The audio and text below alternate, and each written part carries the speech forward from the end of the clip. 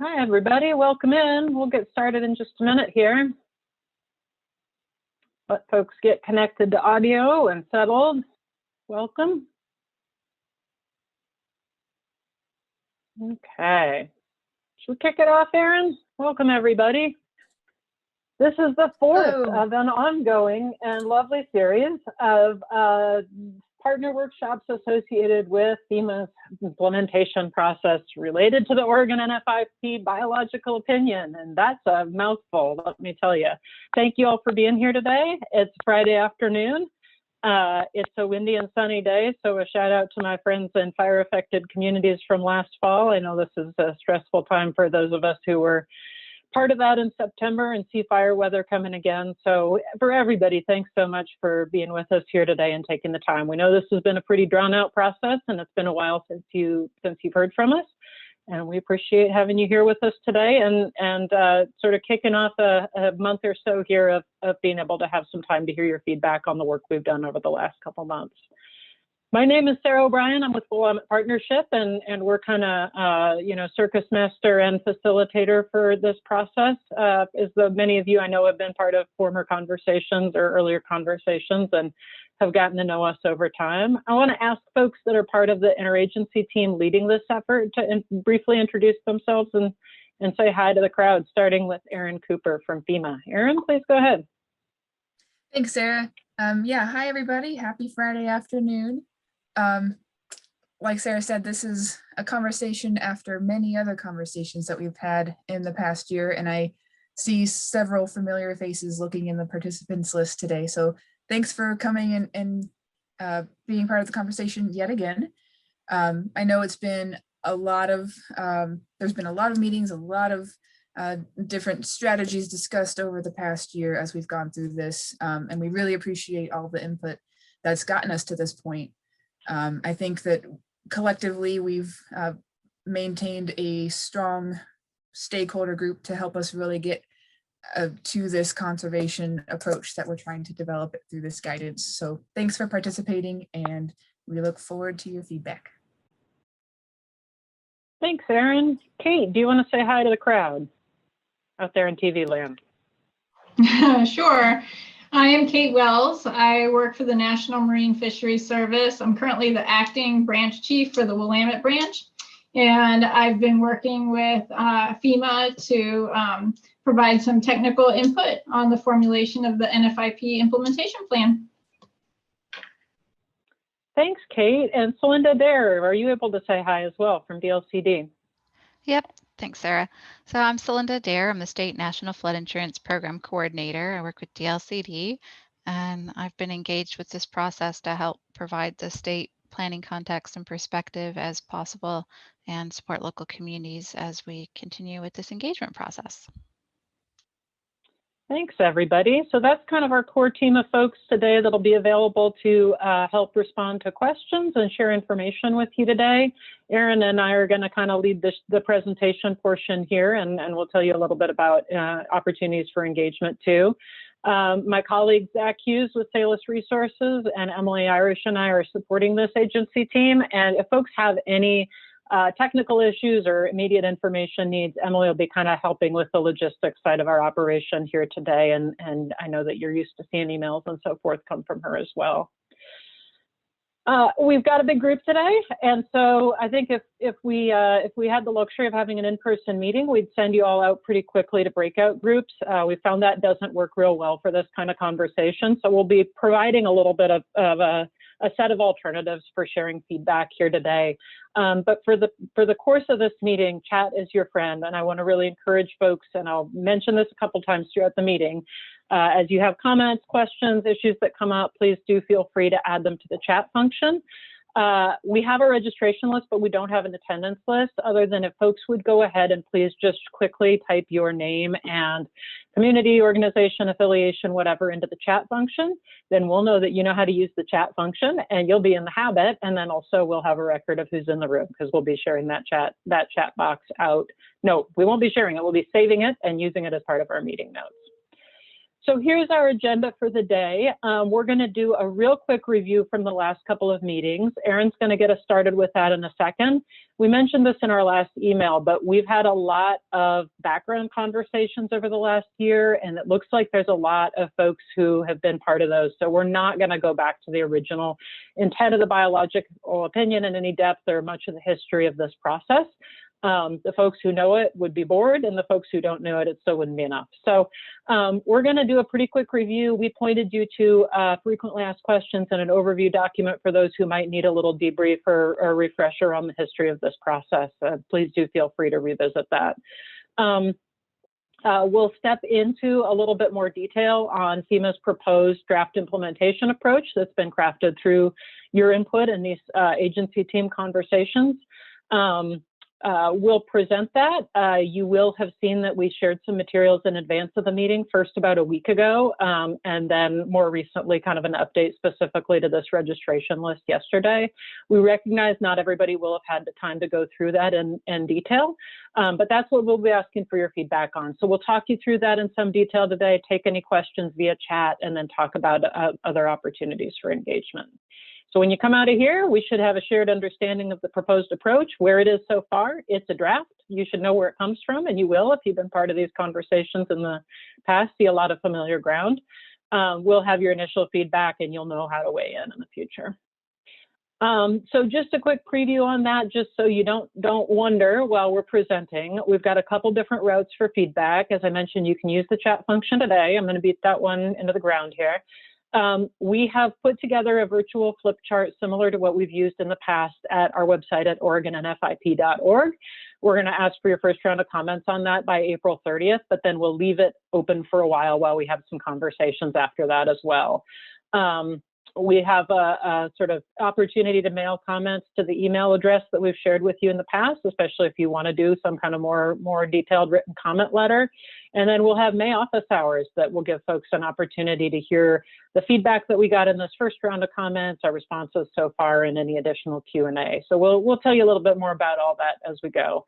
Looks like I don't have to tell people that it's okay to turn off your video on a large webinar. You can turn it on if you want us to look at you, that's no problem too.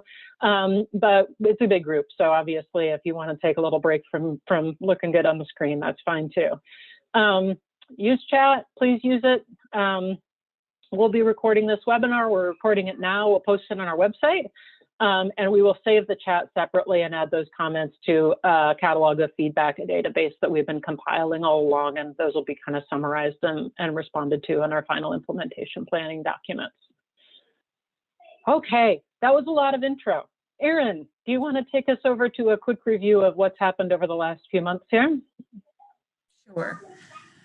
So the last few months has been since February of last year. So we've had a lot of conversations with stakeholders over the past year plus, and all of those conversations have really tried to get us to hone in on an approach to FEMA's implementation of this reasonable and prudent alternative for the National Flood Insurance Program in Oregon that collectively, among all of our participating NFIP communities, helps the program avoid continued jeopardy and adverse impacts to the critical habitat identified for the listed species intersecting with National Flood Insurance Program implementation.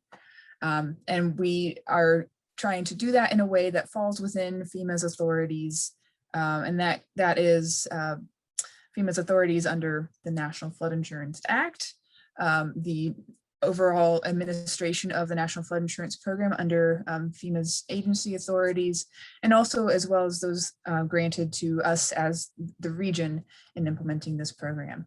And of course, we want to make sure that whatever we go forward with in this guidance can be implemented by Oregon communities and is consistent with other state and federal laws that are already in place. And that's been a lot of the conversations that we've had over the past year. I also just want to mention that we're focusing on one component of the reasonable and prudent alternative in these conversations and in this project, specifically those floodplain management standards that were outlined in the reasonable and prudent alternative, specifically RPA element 4, if you're paying that much attention. So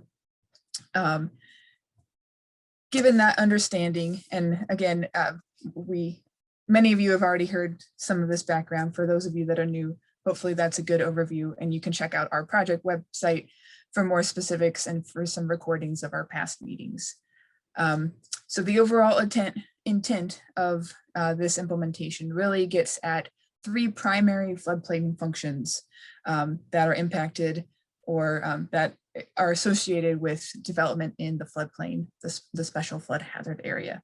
And those are impacts to flood storage, which are often associated with fill in the floodplain.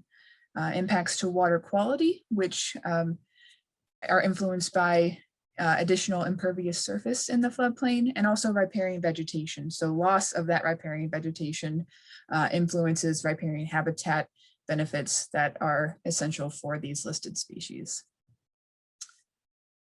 And so we've taken all of these concepts through our conversations and really been trying to hone in on some proactive measures that communities either can take to incorporate these no net loss standards into their local floodplain management programs, could potentially take with some changes, or perhaps do already take, and we want to identify those as opportunities that maybe other communities could implement in their own jurisdictions.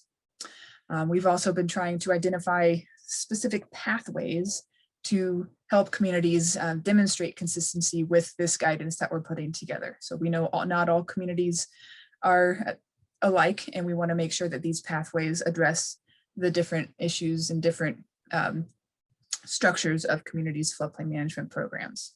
And so in figuring out how all of those different pathways and considerations fit together, we also want to figure out and identify different barriers to implementation for maybe rural versus urban communities, coastal versus inland, and figure out some potential solutions to those through this process and identify those in the final guidance. And as we said, we've had a lot of different conversations, different kinds of conversations with our larger stakeholder group. We've had workshops like these, discussion groups, office hours, meetings with specific industry groups, talking with other state and federal agencies who are very important in helping FEMA go forward with this process. We've been looking at zoning maps and flood maps to try to understand those nuances throughout Oregon communities and the types of considerations that you're all going to have to face when as we finalize this guidance and as you all help us to finalize this guidance. And we are still using a lot of the input from the original DLCD workgroup memos that came about in our first effort to implement this soon after the RPA was initially released. And so there's a lot of information that has helped to inform the guidance that we're here to talk about today. And at its core, the framework really kind of looks at how floodplain management strategies can either avoid impacts, minimize impacts to these floodplain functions, or maybe find ways to mitigate those impacts through restoration and compensation. And this framework kind of fits some of the structure that's outlined in the RPA as well. I'm going to hand it over to Sarah now to dig into those specifics. Yeah, so you all will remember as we came last time with a virtual flip chart exercise, we were asking you to help populate these buckets with as many ideas from existing local code or just your ideas and thoughts about how we could fill up those buckets with a bunch of good options that different kinds of communities facing different kinds of challenges and with different kinds of opportunities might be able to implement in different ways. I'm going to not read through all of these, but I just want to acknowledge that we got a really good set of ideas. We had hundreds of individual suggestions for either sort of code options, non-code options, policy things that were going on in individual communities and other stuff. And we got a lot of suggestions in each of these categories around avoidance and minimization, you know, especially around the 3 functions that Aaron described of sort of minimizing stormwater impacts, flood storage impacts of natural flood storage and riparian vegetation. a lot of good ideas from communities there, and a lot of detail around compensatory mitigation, which hopefully folks recognize as maybe a little deeper dive than we're at this point. But all of these ideas really helped us build the pathways that we're sharing with you today, and that you'll see in the document that we shared. We do still have that full database of ideas, and so folks may have noticed, if you really got down to the nitty-gritty of the document, that not all of those have shown up in the appendix so far of kind of specific ideas around best practices.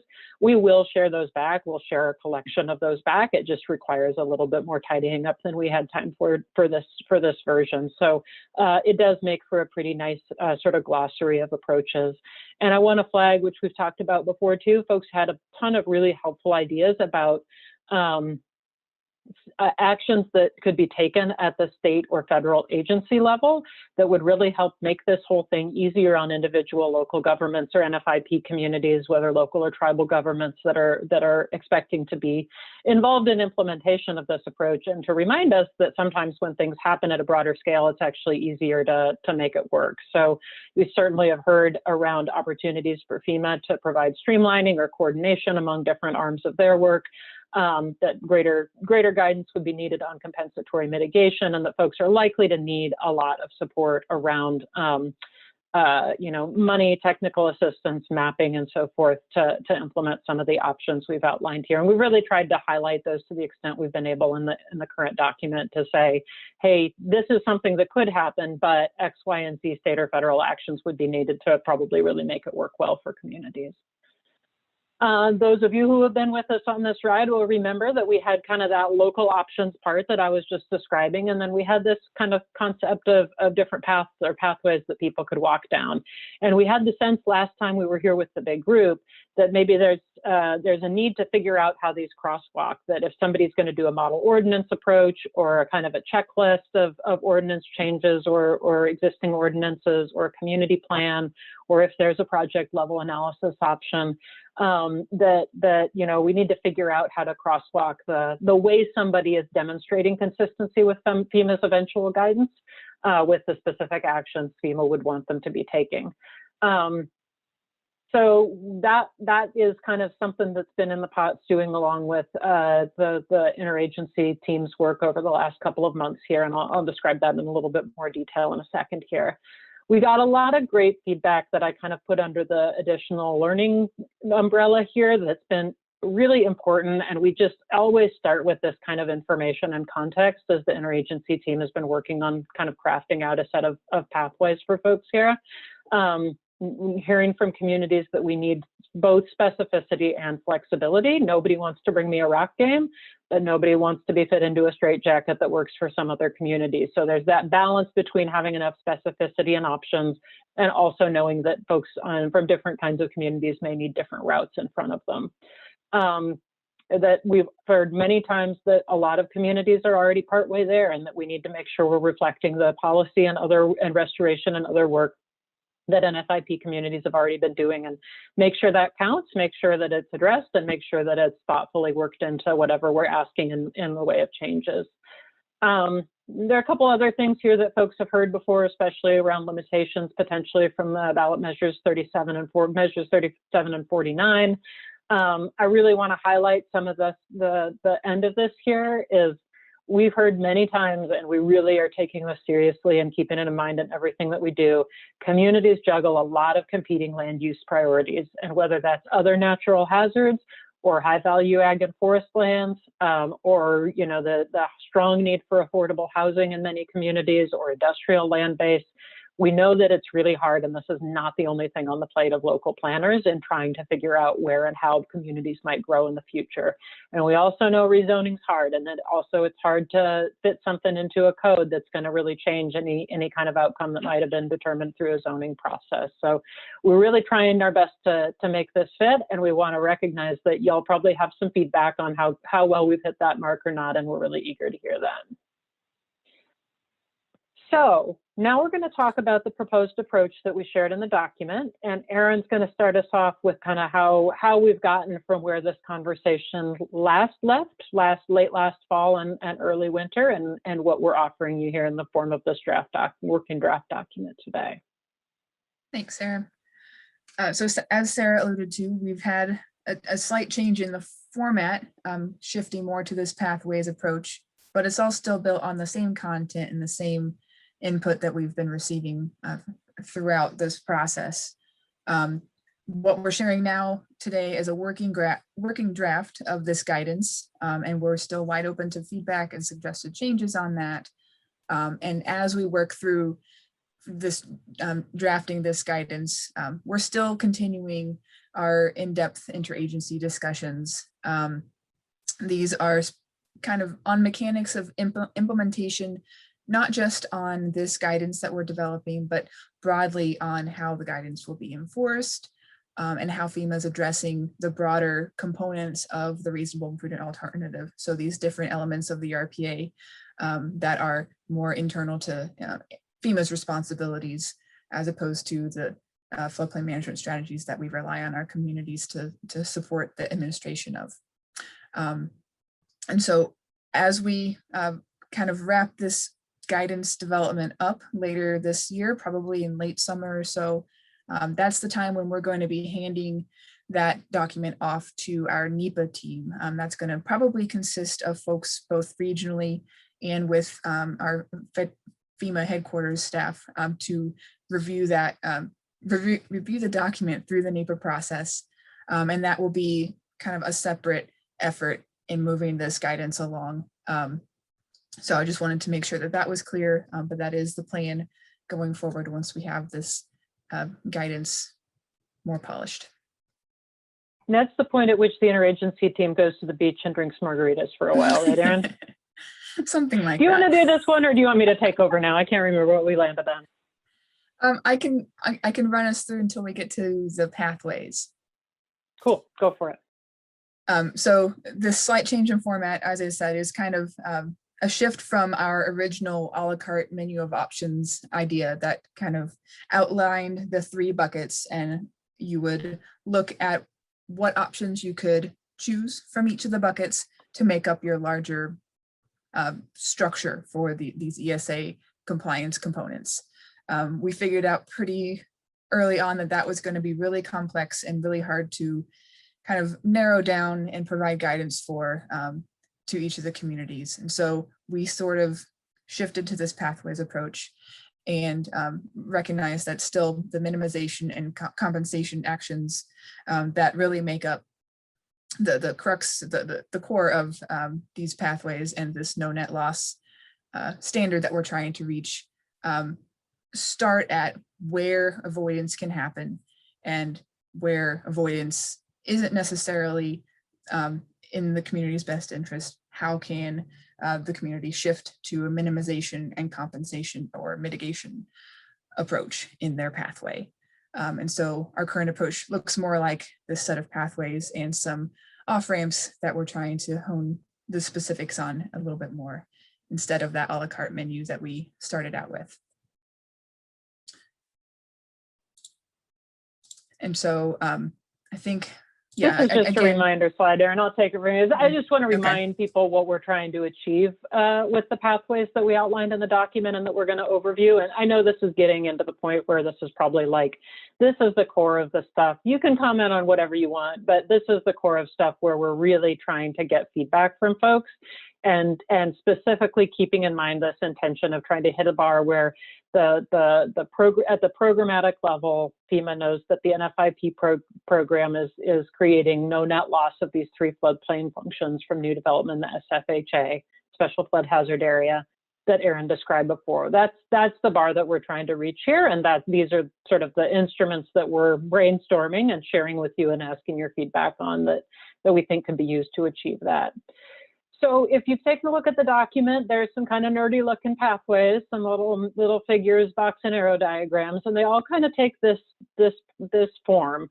So the idea is that we'd have a selection of paths that communities could choose from that were relatively pre-programmed by the time FEMA actually gets through the implementation planning process, gets that through NEPA. They have some time to start developing, guidance and any kind of technical resources that folks might need to implement these. and obviously that has potential to change in the NEPA process, but this is what we're proposing sending into the front end of that process.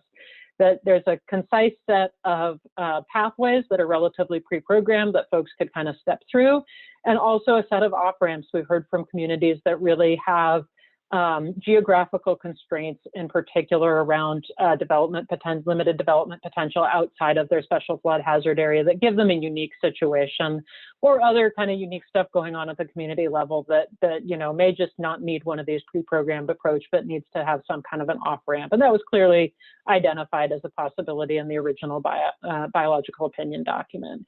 So each of these kind of steps you through the mitigation hierarchy approach that we outlined with those 3 buckets. So how are you going to steer new development in your community away from new development impacts away from flood-prone areas, whether from the special flood hazard area in general or from some subset of that that's most sensitive? How are you going to minimize the negative impacts of any development that does occur in the future in the SFHA to those 3 functions that we've outlined? And we know communities have a variety of tools at their disposal to do that. And anything that remains at the end of the day, remaining impacts need to be mitigated, or sort of offsetting restoration completed that compensates for the remaining impacts to those 3 natural floodplain functions. So that's the really basic stuff. There's nothing really new there, but that's kind of the structure of pathways that we're trying to follow here. So the 4 paths that we, again, work in draft, tentatively outlined as options based on the feedback we've heard from you all so far, are these path A, B, C, D that you see in the similar figure flow chart that you see in your document if you've got it in front of you. They're over here at the path A end, we see, and Emily's linked to that, I see in the chat function. Thanks, Emily. We see an option for folks who want an avoidance-heavy approach, and I'll talk more about that in detail, less reliance on compensatory mitigation, and probably more ability to adopt a model ordinance that could be provided by FEMA and its partners, and was relatively kind of straightforward to implement, but maybe this is on the sort of less flexible, easier to implement side of the equation, or folks who may already have code in place or other limitations that steer them in that direction already, and just want to recognize that and kind of check off the box. Path B represents a little less reliance on avoidance, and again, I'll go into details on each of these. But because of that, really starts to depend on a more rigorous and programmatic approach to minimization and compensation actions. And again, we know there's probably a greater need for guidance about what effective compensation looks like going into implementation of either paths B or C here, and kind of keeping that placeholder, but not trying to reach that level of detail right now. We did hear from some communities that there would be an interest in potentially having a mitigation-only route. The interagency team is still having some conversations about whether that's a route that, we feel like the outcomes described can be met by this route by any NFIP communities, or would that be limited to certain communities that might face unique constraints or have kind of a limited development potential in the floodplain. So just to flag that kind of for future conversation, and please do feel free to share comments and thoughts on any piece of that. And then we heard from a number of communities as well that we need something like what we've mapped out as Path D here, where there may be communities where existing zoning and other regulations, or just the sort of nature of land use and the limitations in the floodplain mean that there's just virtually no space for residential or commercial development in the SFHA. And can demonstrate that, and then we definitely want to create an easy path for folks to demonstrate that and have kind of a limited number of hoops to jump through as a result. So I'll step through these in a little bit more detail. I apologize in advance, we're getting way down in the weeds here, but I know that some of you have been waiting to get into the weeds for an awful long time, so maybe an apology is not needed, but we're going deep, So what we've proposed as a rough outline of Path A is, again, so this would be heavier on the avoidance, easier probably to provide model ordinance language that I think could reflect code that we see already in some communities in Oregon that have implemented some of these options already, and therefore we have a reasonable likelihood that they are a good fit for Oregon state land use planning system and other limitations that or sort of frameworks that communities are already working within. So the first step would be to adopt code that limits new subdivisions in the special flood hazard area and limits, well, and the second step would be to limit new development specifically in part or all of the special flood hazard area.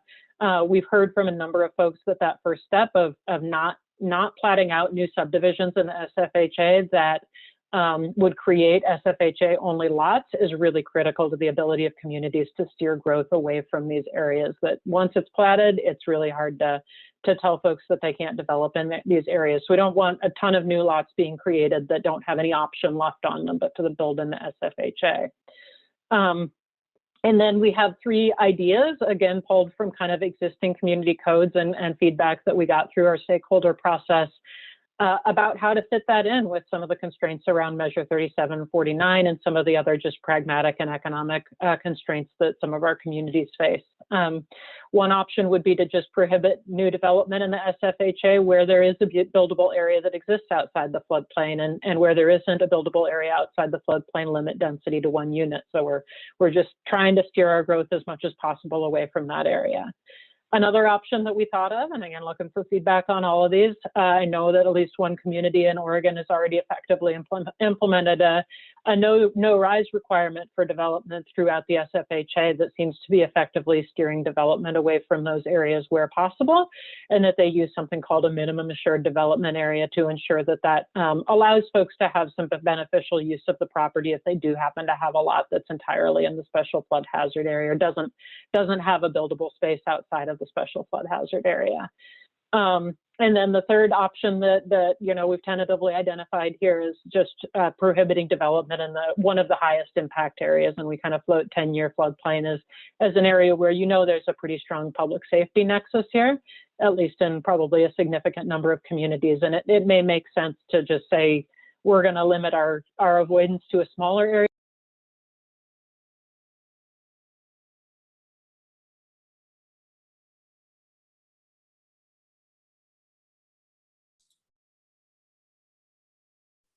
Can you guys hear me now? My phone hung up on me. Yes. You're back. I thought my electricity was going to go out, but my phone went out instead. Life is exciting these days. Okay. So that's the avoidance part of path 1, and that's the most complex part of anything that we've suggested here in terms of the level of detail that we're offering or suggesting or asking for feedback on now.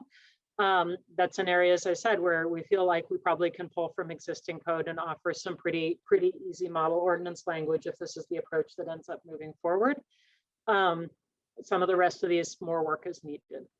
I want to note that any of those routes have some potential, at least in a theoretical community, to have development that continues to move forward in the special flood hazard area. And so there's still a need for some minimization and potentially compensatory mitigation around any remaining impacts that result there. We've heard loud and clear for many years now from community folks at the community level that please don't reinvent the stormwater wheel. And we're trying to have some conversations here among the interagency team around whether an existing MS4 stormwater permit, for those of you who are in larger communities, or another sort of similar net discharge requirement could meet the bar in terms of achieving the goals that we outlined earlier. So this is mostly just flagging the intent to build within the existing stormwater management programs that many communities have, or to create kind of a simplified approach for communities that don't have that MS4 requirement to make sure that they're effectively managing post-construction stormwater impacts that might go forward in the SFHA. We flagged in each of these first 2 pathways the idea of just a no new fill requirement in the SFHA, that any new development would need to be elevated rather than placed on fill. I know a lot of communities, especially within the metro area here, have a balanced cut fill requirement that might be a good alternative to this, and we're curious to hear from folks how to represent that and whether to keep that on the table as a mitigation alternative rather than a minimization requirement here. And then the stuff that seems to be left once we get everybody through that meat grinder seems to be some need to address retention or replacement of riparian vegetation right there next to the channel. So that's path A, the easy one that looks complex. Yeah, no, I'm sorry. I didn't mean to imply that that would necessarily be easy. We recognize that each of these represents some challenges and deserves a lot more discussion. Path B is similar, but instead of this sort of limiting new development in part or all of the SFHA that we provided some more detail on there, we do ask still for this limitation on subdivisions. Similar approach to stormwater and no new fill. And then recognize that that means that there's probably going to be more development still potential moving forward in some communities, at least in the SFHA. And so there's a heavier reliance on making sure that effective mitigation is occurring for all of the remaining impacts. Again, you know, we have this awkward blue box that could be a minimization or could be a compensatory mitigation box, depending on how you slice it. So you're addressing fill through one of those channels, and then really need to make sure that we have effective mitigation of the other remaining impacts. And so the way that we describe that in the document that we shared with y'all, and hopefully you've had a chance to look at some of this, is a couple of different options of a community scale restoration effort that could help counterbalance that at the community scale, or compensatory mitigation requirements, which we could imagine having kind of a programmatic guidance, and that was outlined in the original biological opinion as a likely next step that would really let folks know what are the bars that we need our mitigation requirement to clear in order to make sure that this is really effective at reaching that no net loss outcome. And how can we structure a mitigation program so it's not up to each local government to try to figure out how to do that in code, because we know that's a real challenging place to try to sort out the details of compensatory mitigation. So that's got a little imaginary asterisk on it, just recognizing that if it looks like that's going to be an option that a lot of communities will be interested in, probably some fairly detailed further guidance is there. That is equally or more so true for path C here.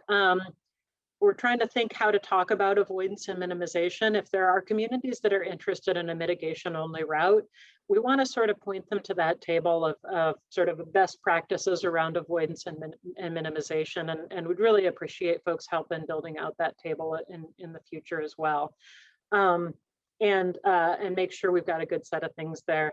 The idea is just to remind folks here that anything that is likely to create the outcomes that Erin described, the no net loss bar of natural floodplain functions, is also likely to bring some pretty significant public safety benefits and sort of avoid flood impacts to life and property in your communities. So by saying this is a mitigation only approach, we don't want to discourage, and in fact, we do want to encourage folks to take a look at that.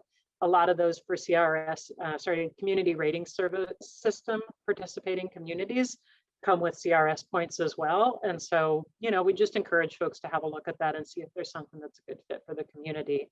But the ability to reach that no net loss of the 3 floodplain functions bar in this pathway really leans on the ability to do very effective mitigation that creates those outcomes for flood storage, for stormwater and riparian vegetation, and recognizing that that presents some challenge and some challenges and requires some more guidance, but at the same time, potentially creates some flexibility that may be useful to some communities. And then path D is pretty simple. At some point, I know folks will need some guidance on what it looks like if you think you're in this path, to be able to demonstrate that there's just no new potential for residential or commercial development within the SFHA in your community. And FEMA, if this path continues to represent, we'll need to come up with some guidance and probably even kind of a first pass analysis at which NFIP communities look like they might fit that profile. This we see as kind of, you know, a similar situation around avoidance and minimization. There's still an opportunity to look there and see if there's some benefits to both public safety and environmental functions that could be had there.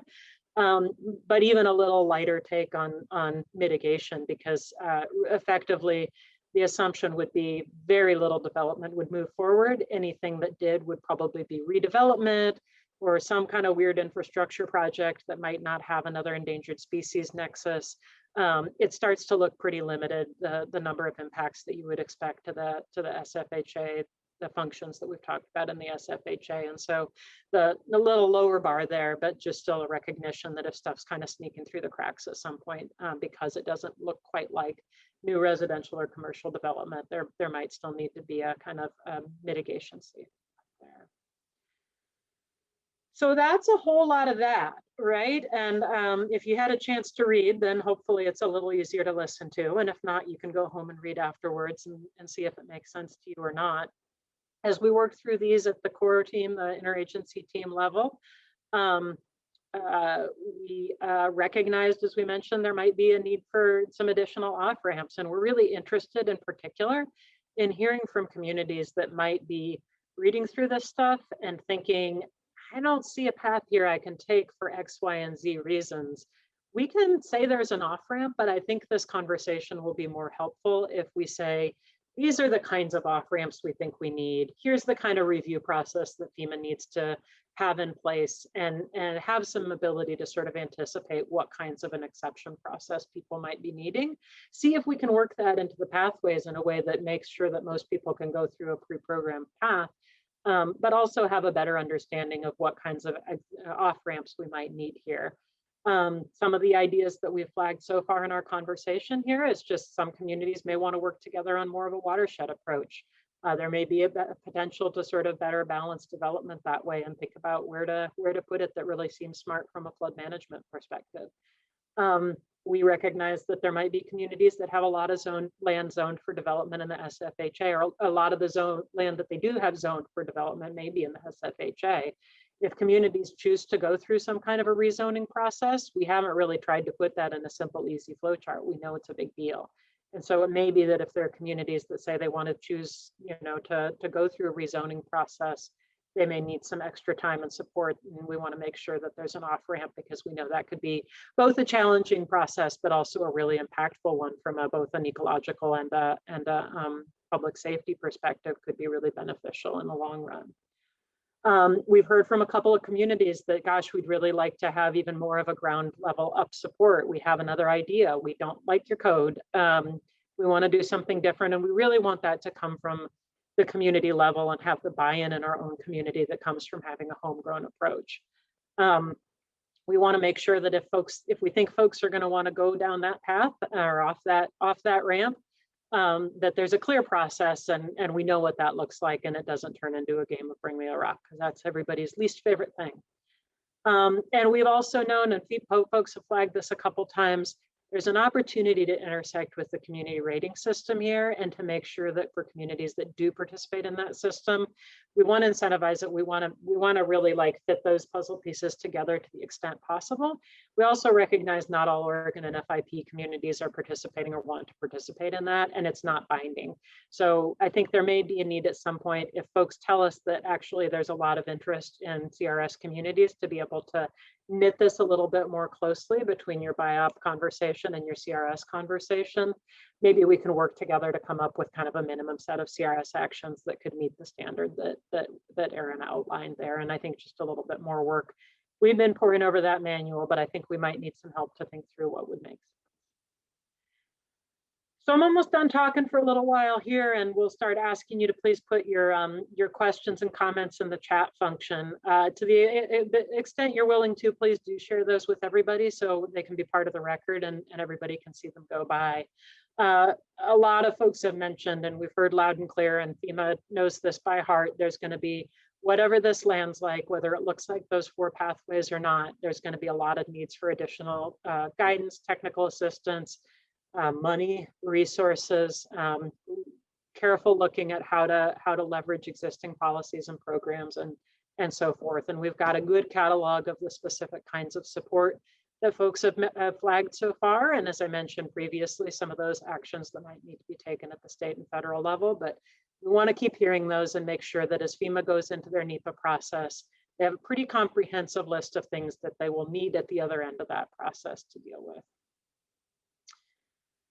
Okay, so Erin, I'm going to ask you to talk us through a little bit of next steps here and remind folks, as I see some questions are already come into the chat, which is great, but why don't you talk us through the next couple steps here? Yeah, so if you've got some questions from the presentation thus far, definitely start adding those to the chat and we'll take some time to address those. We're looking for ideas, questions, concerns, suggestions, or maybe even resources that you think maybe we haven't had a chance to look at yet or haven't even thought of that you think would be valuable in our continued drafting of this. Please let us know what you think those might be. If you see any red or yellow flags that you want to highlight in the guidance as you've taken a look at the document, please let us know those as well. I want to give you kind of just an estimate of the timeline as it stands right now as we go forward in this process. Sarah, if you want to go to the next slide. Sorry, I got distracted by the chat. That was predictable. So right now we're wrapping up the implementation planning efforts with gathering the stakeholder input for our final draft, pre-NEPA final draft. And so once we have gotten to a draft implementation plan that we're happy with this summer, again, we're going to hand that off to the NEPA review process, which is separate from this project we've been doing for developing strategies to implement element 4 of the RPA. And then that timeline gets a little vague because since it's a separate process, there are different decisions that have to be made in terms of how that NEPA review process goes forward.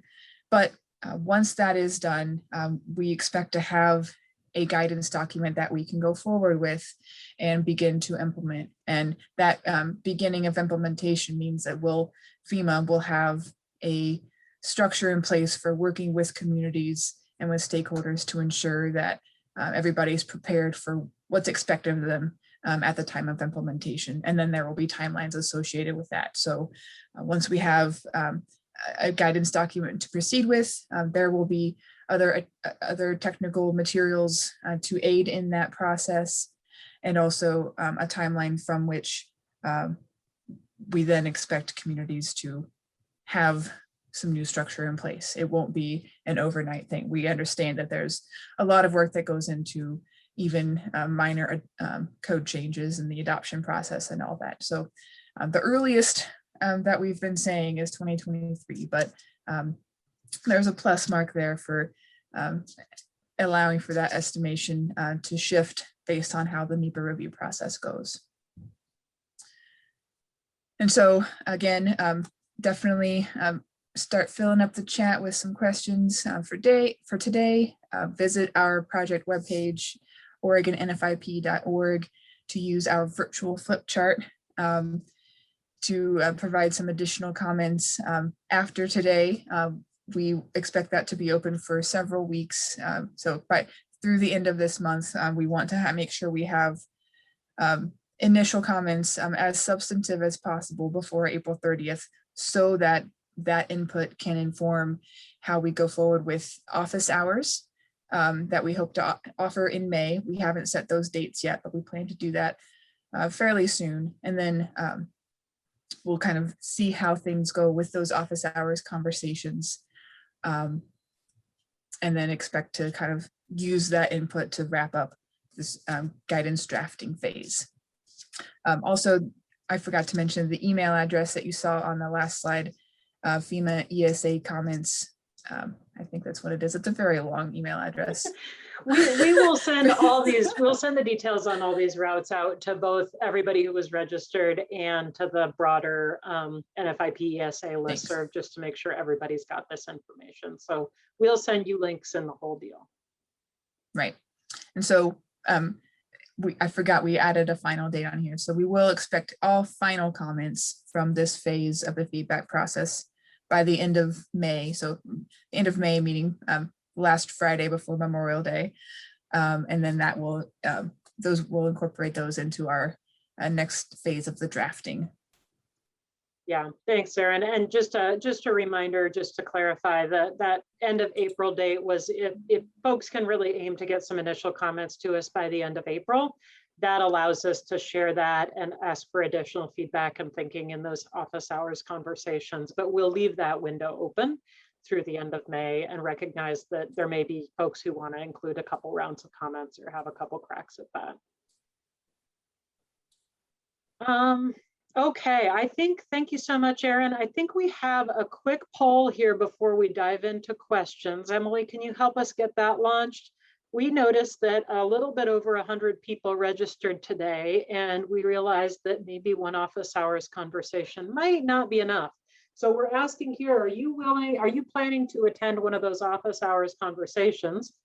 We're not going to hold you to it, but this will help us know how many of those office hours we need to have available. And if we can, we'll try to aim for a group more like in the 15-20 person range so that we can actually have a little bit of conversation. I recognize I'm seeing a lot of really good questions come in through the chat function here, and I appreciate that, but I know that there's no substitute for being able to talk like a human sometimes.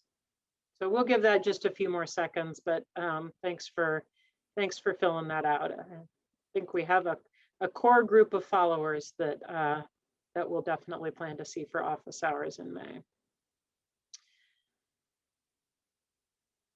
Okay. Emily, if you see that start to wind up, yeah, why don't you close the poll? It's okay if you didn't make it, that's totally fine, but we'll keep track of that over time. I am excited both at the level of depth of questions we're getting in the chat function here and comments, and also the fact that they seem evenly spread among my colleagues at on our interagency team here so far. I will give, before I start asking questions and directing them to who I think is best able to answer, I just want to acknowledge that I see questions we're not going to be able to answer. And I think the benefit of that to us is we know where to start providing more detail. So if we're saying to a number of these questions, a kind of frustrating, like, good question, we're not there yet, then know that that still is a really helpful question because it tells us where folks want to see more detail as soon as possible. So if we don't have an answer for your question today, we'll do our best to start getting those answers to you soon, and at a minimum, it'll inform the next phase of development of this approach here. I had one question directed to me before I warned folks to use the everybody version that I'm gonna ask Celinda if she's willing to take on. Celinda, if you're willing to share anything else more from your experience on what a requirement to use elevated development versus construction on fill might look like, and does that mean no interruption to flow and storage, or how have you seen that implemented at the local level that we might be able to draw on here, so folks can understand a little better what we mean by that? Sarah, I just want to make sure I understood that question. Sorry.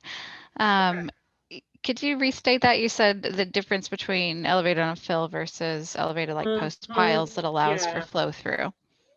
Yeah, and my sense is they're just asking like for maybe another level of detail on what a requirement along those lines might look like. My question, so I'd be happy to expand on that if you'd like, Celinda. Thanks, Jason. That would be helpful. Basically, what I'm asking is that, are we looking at adopting a flood displacement model, or are we still focusing on fill? You know, so if we build a building that's elevated, we could still build it so that it displaces floodwater, but all of the elements constructed below the flood protection elevation could be constructed of flood damage resistant materials, but it would still displace floodwater. So I'm just wondering, are we moving towards that displacement based model versus looking at something that would have to be constructed on a foundation system that would allow the passage of water or the storage of water at and below the base flood elevation? Right. At this point, I don't have a solid answer for you yet because both have been looked at and considered.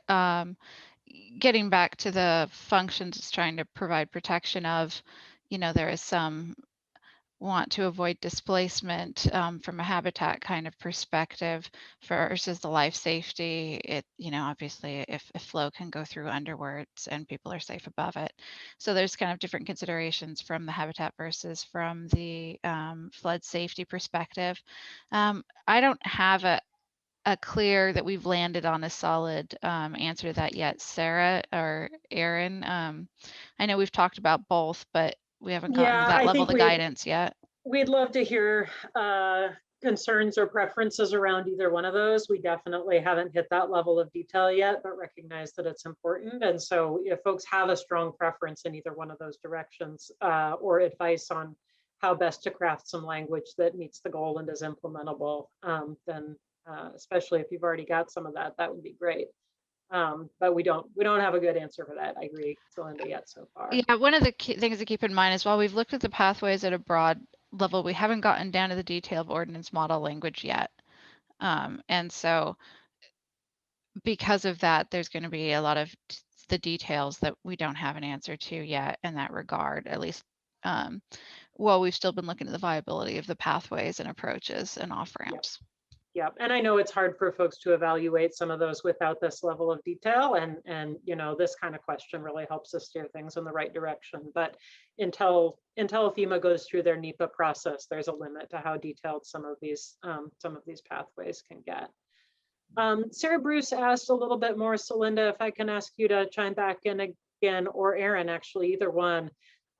Whether we're talking about the term development here as the NFIP defines it, and so would it include grading?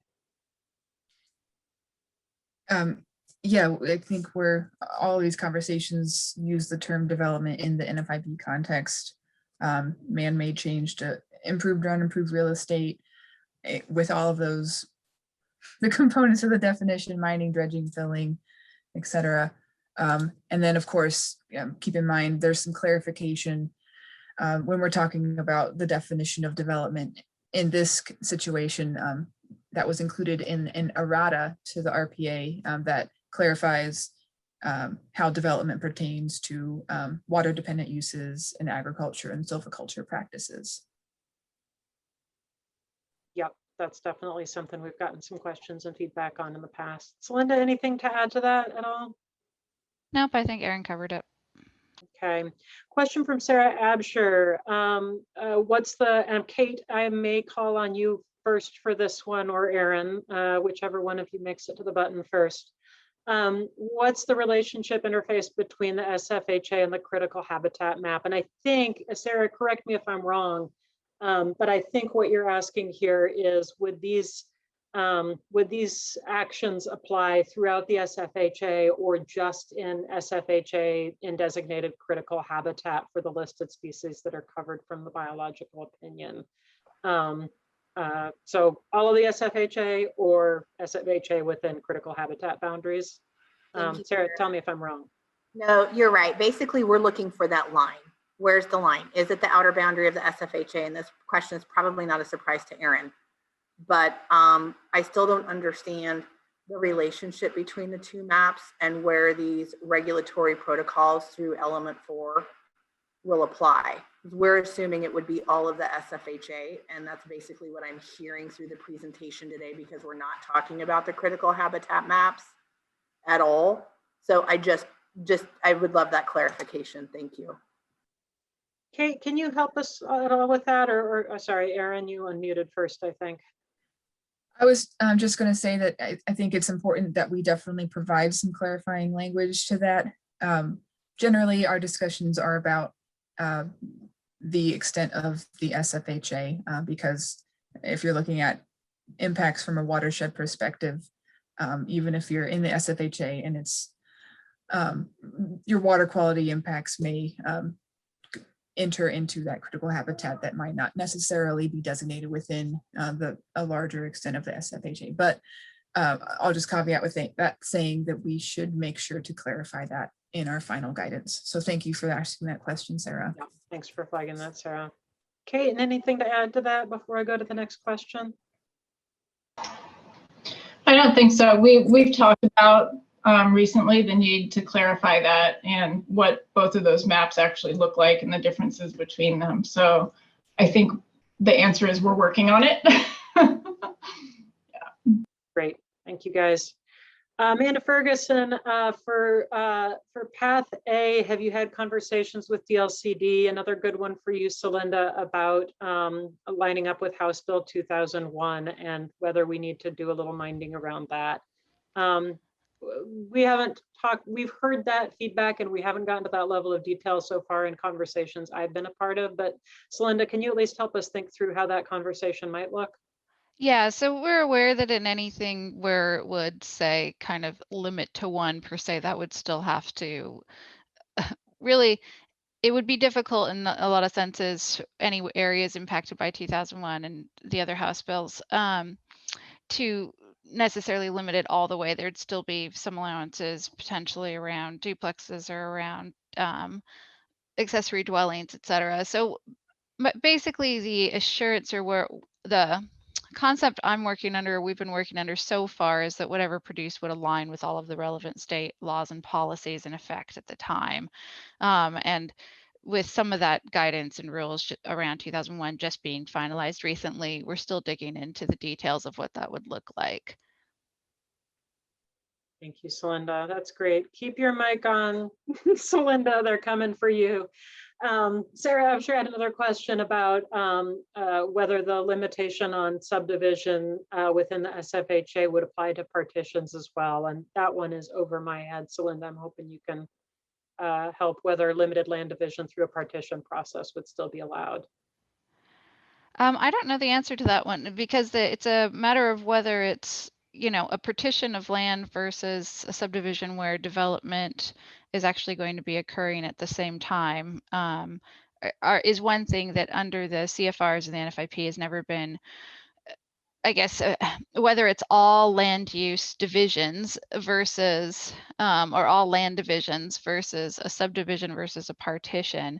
There's some definition differences there that have always been a bit questionable in the CFRs and with FEMA.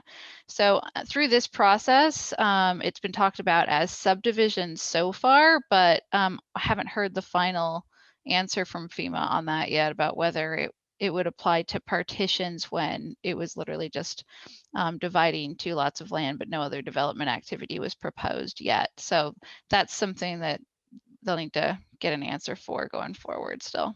Yeah, that sounds like it needs some more work from us. Okay, thank you so much. Erin, finally we get one for you from Caitlin. I feel like a radio show host or something like that. We have a question from Caitlin Lovell. It's out in Colton, I happen to know. Erin, can you clarify whether we're trying to address RPA2 or RPA4 or both with this effort? Yeah, sorry, Kate. For our longtime viewers. Confusion there.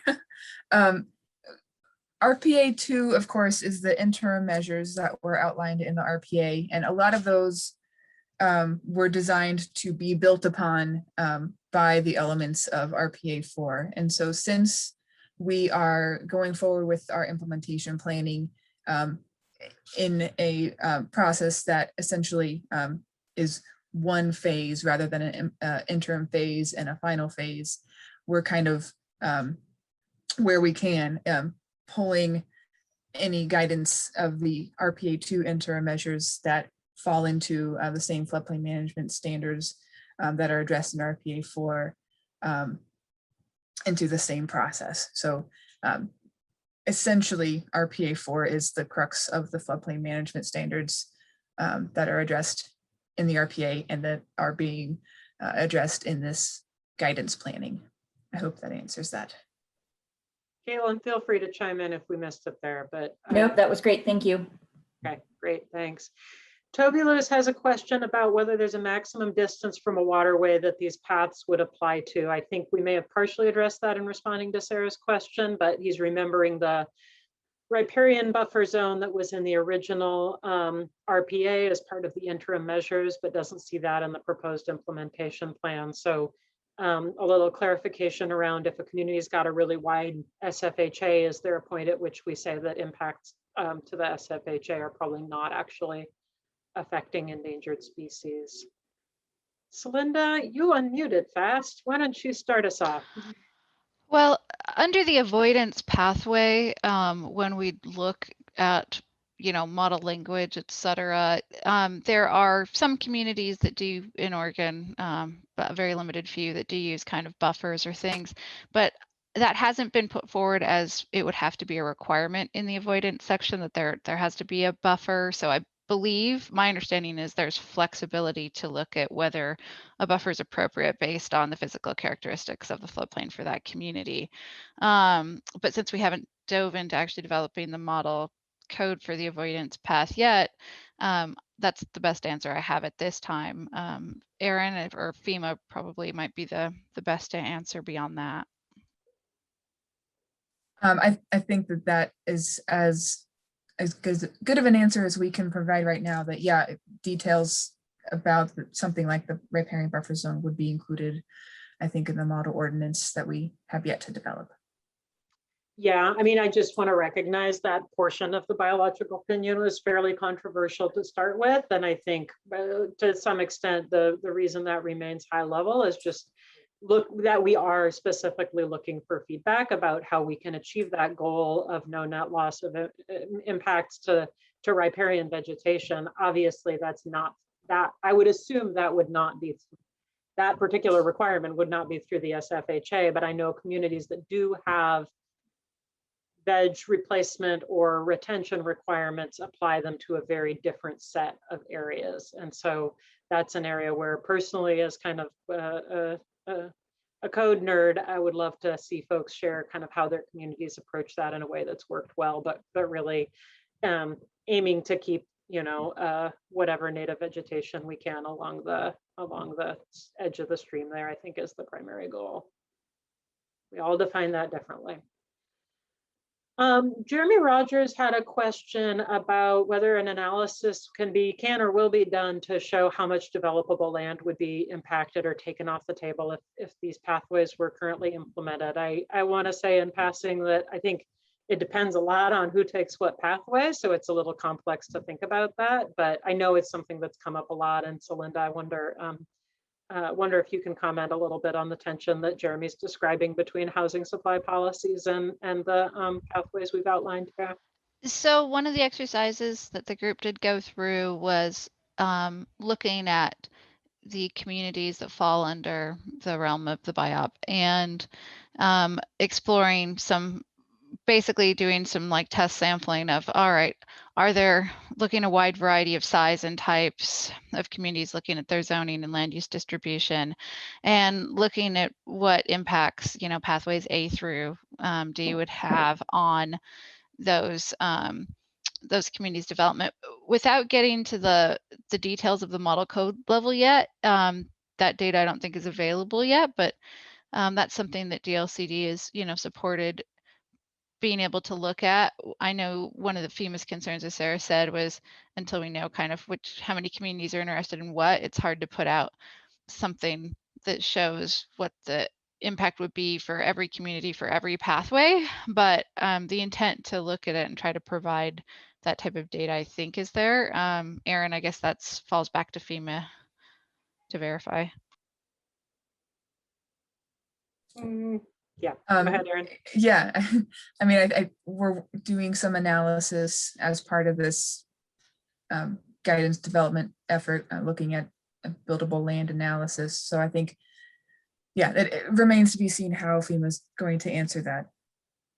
And I'll just leave it at that. I think we can certainly add that. I think that it's important to make sure we have at least a bookmark for all this stuff that we're talking about, and add that to the sort of state and federal policy or action recommendations, and make sure that's highlighted there so that we don't lose track of it. Thanks for the recommendation, Jeremy, or the question that implies a recommendation. Ann McDonald asks us if there's anything on stormwater between an MS4 permit and a no just discharge of stormwater. And I think I can take a first crack at this one, and in part because I've been in contact with Priscilla at DEC, who I know is on the call, and I really have appreciated her support as we start to get to the weeds around this issue. Yes, probably there is something there. That's a little bit of a bookmark for now to say we recognize that we have a bar that we need to figure out how to meet for non-MS4 communities, and that clearly we want to make that an achievable and simple and clear and implementable pathway and provide some, whether it's model ordinance language or a model program manual or whatever it is. But there's a lot of conversation that I think needs to take place amongst the current interagency team, stormwater experts at DEQ, folks from individual communities that might want to weigh in on the issue. And I don't know if I already said DEQ, but there's a handful of folks that really need to dig into this. And this is another area where we'd really love to hear feedback for what that might look like. And noted that, if there is a requirement like that, it needs to be bound by some form of a storm size, just as it is within MS4s. We also know that probably non-MS4 communities are not in a super big hurry to suddenly start following some of the more daunting parts of the MS4 program. And so we know there's some space in there and we don't know exactly where the right place is, but we're very much open to recommendations about what that might look like that was achievable for small communities and really sets a clear path. Okay, did anybody else want to chime in on stormwater? Okay. Jody Yates had a question about the definition of development versus redevelopment, and just mentioning that a significant portion of downtown Beaverton was developed prior to 1960, and well, it sounds rude if I say it, Jody. I don't mind if you say it. It has low quality, low development, no stormwater management, and redevelopment of those properties actually has an opportunity to improve habitats and streams and so forth. So we've certainly gotten the message a couple of times that it may not make sense to disincentivize redevelopment of areas that are already developed in floodplains. We've tried to mind that here, but recognize that we need to be really clear in our definitions, and especially when we get to the level of model ordinance language, to make sure that we're not framing this stuff in a way that would disincentivize redevelopment in those cases where it really makes sense. So Linda, anything to add to that? No, I mean, as FEMA is looking at what language to require in local communities regulations, that'll definitely need to be part of the discussion. And I know we've talked about it briefly in our discussions, but nothing else really to add. Thanks.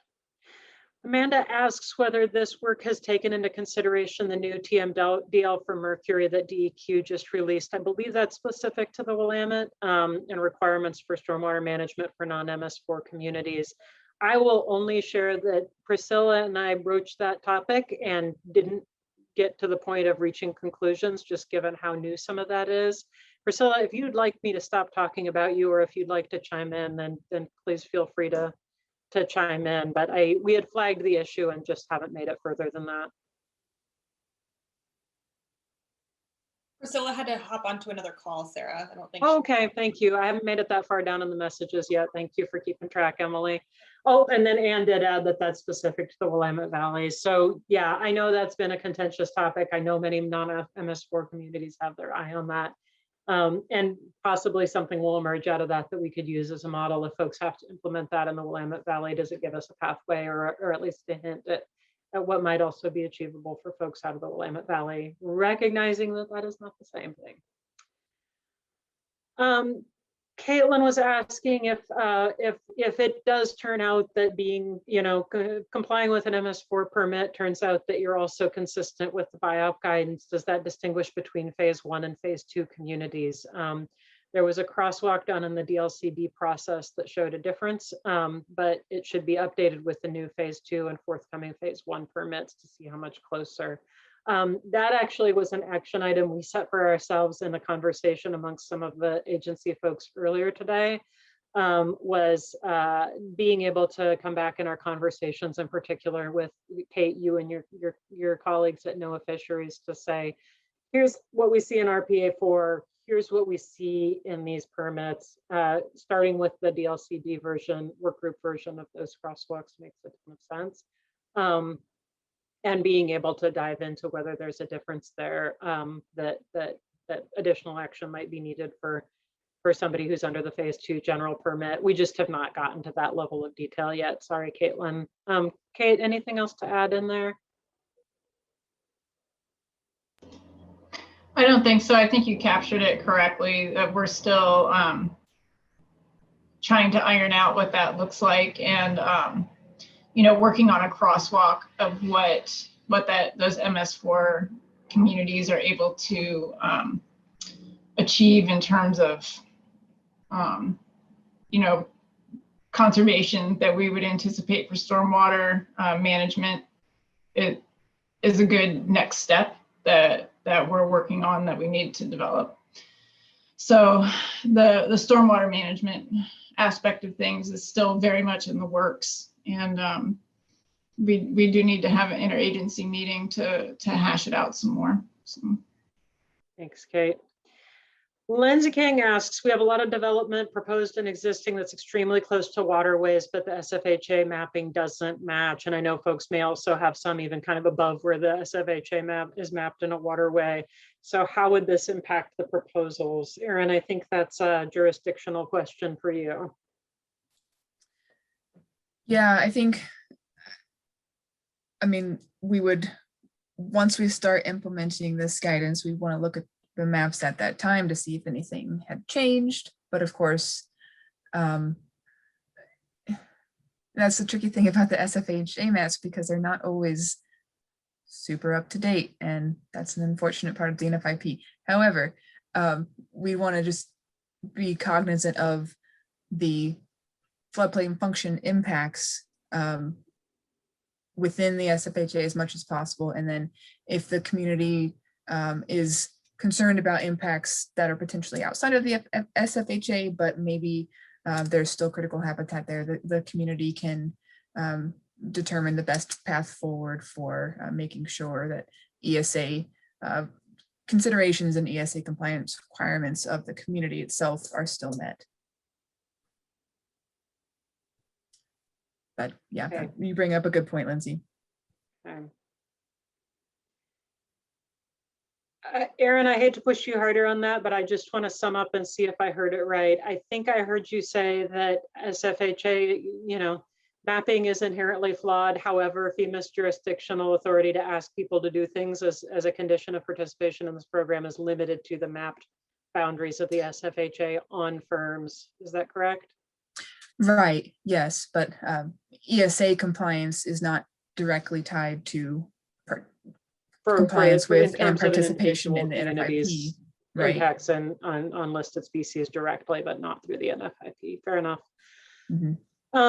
Jonathan Plowman, Erin, keep yourself there. Jonathan Plowman asked a question I think you can answer about, is it possible that a given action might be both required under a path and also eligible for CRS credit? So can folks still get CRS credit for things that might be required through these pathways? I believe that's exactly why we would like to encourage communities to look at CRS as an incentive opportunity for meeting these standards. Yeah, definitely. Cool.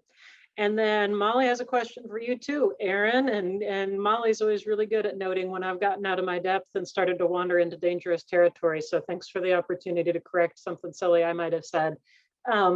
I think Molly's asking whether FEMA really won't start a model ordinance development process until the NEPA process ends. And I know you've got some careful ground to tread there over what might or might not be pre-decisional. So I will definitely let you answer that one, Erin, and correct me if I was inaccurate earlier. From conversations we've had with the folks who would be involved in the NEPA review process, it would be beneficial for us to have at least a structure or a framework for a model ordinance provided when the NEPA review process begins, so that they can understand what kind of technical assistance and guidance is going to be provided, knowing full well that the model ordinance that exists after we go through this NEPA review process and have a final implementation plan, that the details may change. Okay, so you're not getting the cart ahead of the horse if you work on it, but only if you finalize it before the NEPA process is over. So that's what That's my understanding. Yeah. Avoid.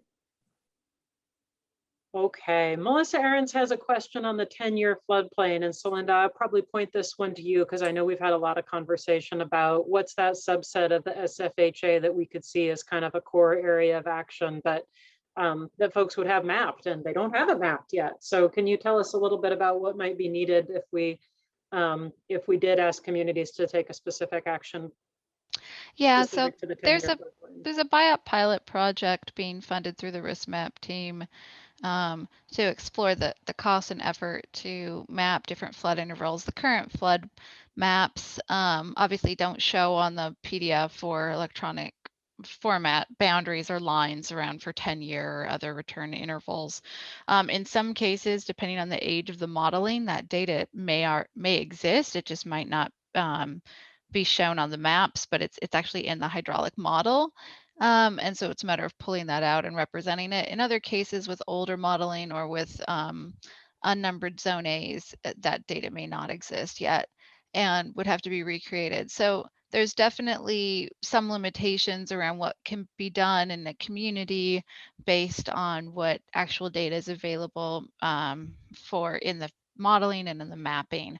And that's something that FEMA is aware of and DLCD's raised. And so it's going to be one of the things that needs to be looked at as how this is rolled out is, what information a community actually has at the time of implementation, what's going to be feasible around things like applying limits in a 10-year situation or something like that. Yeah, I think one of my take homes from this process is if we tried to create a set of solutions with our current set of resources and maps and everything we currently have at our disposal, folks probably wouldn't like the result very much. And so because we have a relatively long timeline around the NEPA process, the ability to pull together resources, we have the opportunity to say, hey, we're proposing some approaches here that are informed by what we're hearing from communities, but we need to have these puzzle pieces in place before we can ask them to do their part. And so I think that's one of those places where it seems really important to have a flexible opportunity for some communities to focus on a more core part of the floodplain for those avoidance actions. But we just don't have, all of the resources available right now to be able to implement that approach. But as Erin said, the opportunity to, while we're, walking, to be able to chew gum at the same time and start getting those resources in place is foremost in the minds of the agency team. We've got about 8 minutes here. You guys are asking about the right number of questions. I think if we don't make it through anything, we'll either do a little Q&A like frequently asked questions thing afterwards, or bring any additional questions we haven't gotten to the office hours and share out the results of that. Jason asks if you're looking at the no development options. Celinda, I think maybe this is one for you or Erin. How do AH zones, the shallow flooding zones, fit into that? Do we expect folks to demonstrate they don't have any commercial or residential development potential even in the AH? That one, like many of Jason's questions, is just over my head. And I think maybe that question has already been answered. It's kind of right along those lines of, is there a buffer within the special flood hazard area where development would be required if there's a no development type of standard? So perhaps we've already discussed that, but if you've got more thoughts, I'm always happy to hear. Thanks. Anything to add, Erin or Celinda?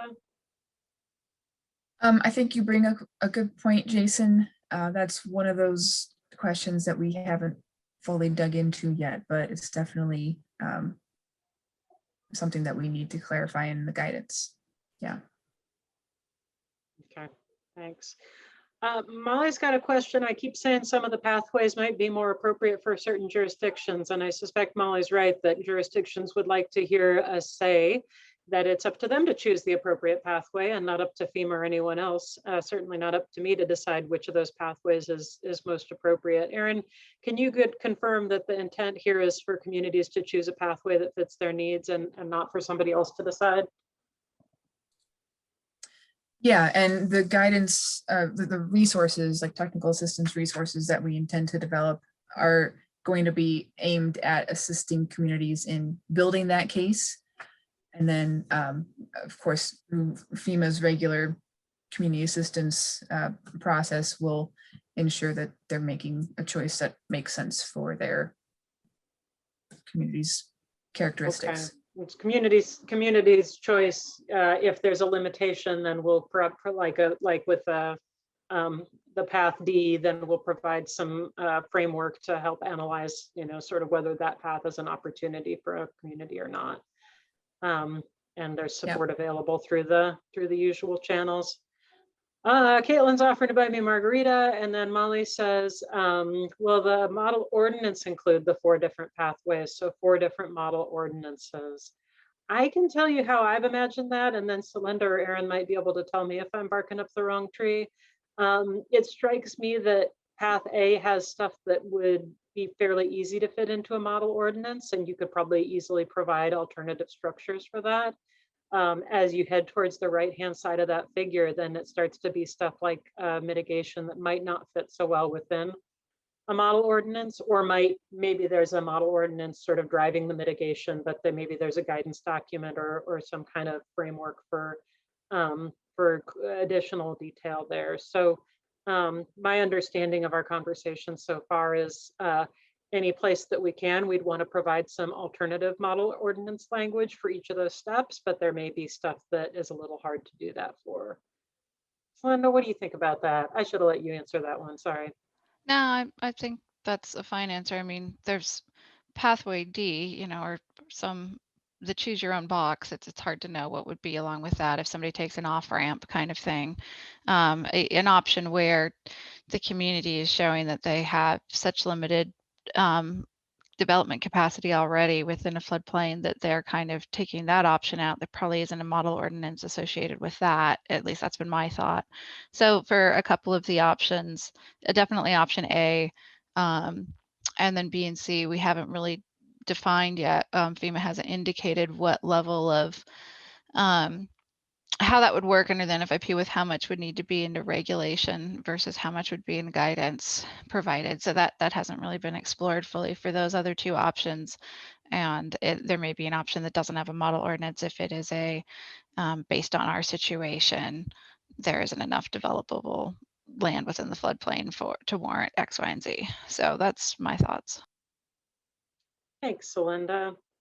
I recognize we're going to probably start to lose folks to their 2:30 calls here. I've got a couple extra minutes if my agency friends want to hang on the line a few minutes and see if we can just finish up our list of questions here. Do hold your other questions or please feel free to share your other questions and comments through any of the channels that we mentioned.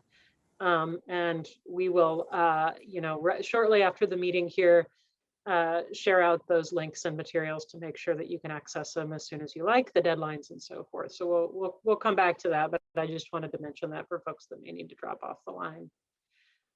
Sarah Absher and Jeremy Rogers had a couple of questions around, I think it was Erin made a reference to that we sat down and looked at zoning maps and flood maps for a number of different communities. I'm going to take a crack at this, and Erin and Celinda, you chime in too. Sarah was asking what communities and Jeremy, whether the results of the analysis would be shared. I want to mention that was a really informal process. I don't have the list of communities, but we can share that out after. We were trying to find a couple of large and small, coastal and inland, Eastern Oregon and Central Oregon versus Willamette Valley. And there was nothing formal or particularly analytical. We just sat down and tried to imagine. Before we asked you all, we wanted to just do a reality check on whether we were proposing stuff that was going to be completely implausible when we actually sat down and looked at the layout of people's communities. So I think we have an opportunity, if folks are interested, to maybe volunteer to do a little bit more formal version of that. But it was really just kind of a quick and informal screen for us to say, before we ask people for advice, maybe we better look at the maps and make sure that we're not completely out of whack here. So I don't know if that's what Jeremy's referring to, or I think there was mention of a more formal buildable land analysis. If it turns out that pathway C and D might have some limitations on how much buildable land is available in the SFHA, then certainly I would think FEMA would want to share out a methodology for that, get feedback, share the results of an initial take, and be able to have folks have a close look at that. Erin and Celinda, anything to add to that? I'm just kind of trying to get us through stuff a little quickly here. No, not really. I'll just reiterate that, yeah, it was kind of a brainstorming a tool to help us understand how best to start formulating these pathways. But we can't share the names of communities if that's okay with everybody. Ariel Nelson asked, will there be any capacity to provide local governments with technical assistance grants to aid in implementation? That's certainly something on our state and federal recommendations. Aaron, I assume that's still a, gosh, I hope so, but not that anybody's committed to yet. Is that right? Make sure you unmute yourself. Yeah, yeah, that is our hope. Molly asks, where in the schedule, where in the process will you develop the model codes? I think you've addressed the schedule question, Erin, but she asks what might the opportunities for common engagement look like around that? Almost imagine a nerd strike force or something of folks that are really deep in their knowledge of local code options.